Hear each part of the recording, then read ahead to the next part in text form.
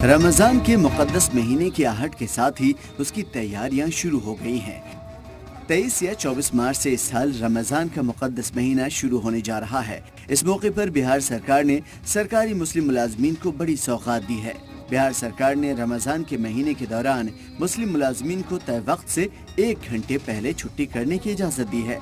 सरकार की तरफ से स्टेट जनरल एडमिनिस्ट्रेशन महकमे ने एक हुक्मनामा जारी किया है, जिसमें रमजान के महीने में तय वक्त से 1 घंटे पहले दफ्तर आने और तय वक्त से 1 घंटे पहले ऑफिस छोड़ने की इजाजत होगी। रमजान के दौरान रोजेदार ना तो खाता है और ना ही पीता है। पूरे 1 महीने तक शाम में रोजेदार रोजे खोलता है, जिसे इफ्तारी कहते हैं।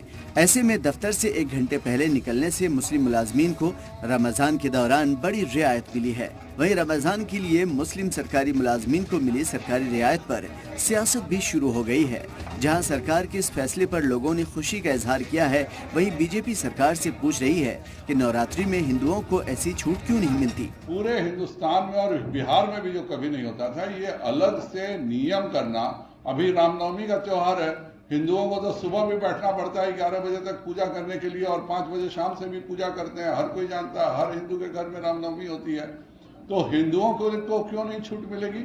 इस तरह से किसी जाति विशेष के लिए अलग से छूट देना बिहार को, और ये जो पीएफआई का एजेंडा है कि 2047 में इस्लामिक राष्ट्र बनाना है, इसके लिए बिहार सरकार कहीं ना कहीं मदद पहुंचाने का काम कर रही है। संजय जायसवाल के पास कुछ है?